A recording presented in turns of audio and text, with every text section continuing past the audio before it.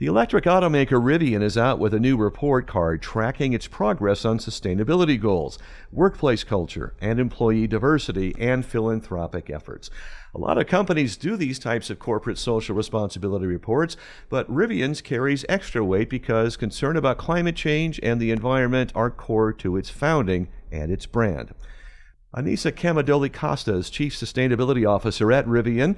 In this interview with WGLT's Ryan Denham, Costa starts by talking about energy use at Rivian's plant in Normal and the installation of a solar canopy and wind turbine to generate renewable energy on site.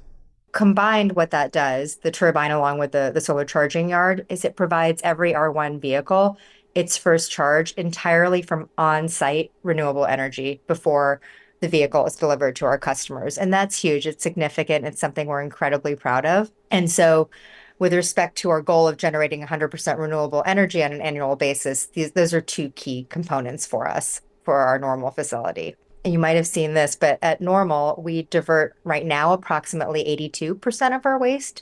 So we're on target to reach our goal of 90% by 2030.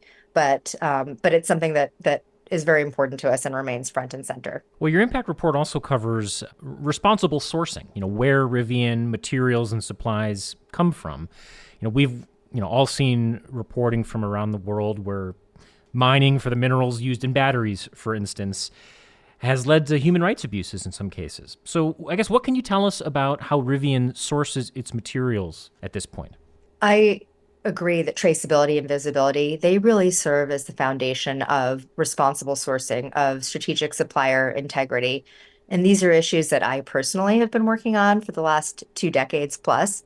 And that's why you see, in terms of Rivian's priorities, in line with our goals, is that it's really important for us that we have and gain visibility into what is a very complex, what is a still new and evolving supply chain.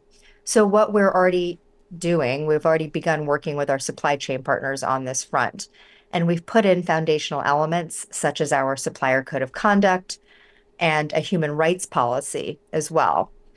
And I think in areas as complex as this, it's important to be a part of really rigorous multi-stakeholder initiatives. And this is something that we're all in on, Ryan. So for example, we are a member of IRMA, which is the Initiative for Responsible Mining Assurance. We're a member of the Responsible Business Alliance, and we're also a member of the Public-Private Alliance. Because at the end of the day, the EV sector really can and needs to be a positive force in these critical supply chains. But it is going to take collaboration, it's going to take thoughtfulness, and it's certainly going to take vision for what the future can bring and should bring. So we're all going to collectively need to work together to live up to the potential of this very important just transition, because no one company can do this alone. But at Rivian, collaboration is such a key part of how we aim to operate. If the entire world were to transition to EVs tomorrow, do we run the risk of, I think as you put it in the report, just shifting emissions from tailpipes to power plants? Yeah, that's another really good question. I think, for Rivian, it's really important that we are looking at where our electricity is being sourced, right? And we want to make sure that we are looking at how we're procuring our renewable energy and what role we're playing in this vision overall. So it's important for us to actively support increasing renewable energy on the grid toward our vision for the 24/7 carbon-free grid. It's a two-pronged approach, as I mentioned, which is important because where our electricity is more concentrated, so for Normal is a good example, we've set a goal of procuring over 90% hourly carbon-free electricity. Where our electricity footprint is more distributed, to your question, right, such as charging, where we don't control the hours of the day when people charge, what we're doing here is we're taking an emissions-first approach to sourcing renewable energy and electricity. So we're looking at where our renewable electricity investments can make the greatest impact, both on the grid itself, as well as on communities and the environment. Well, I imagine that a lot of what I'm seeing in this impact report is not necessarily the cheapest way of operating a business.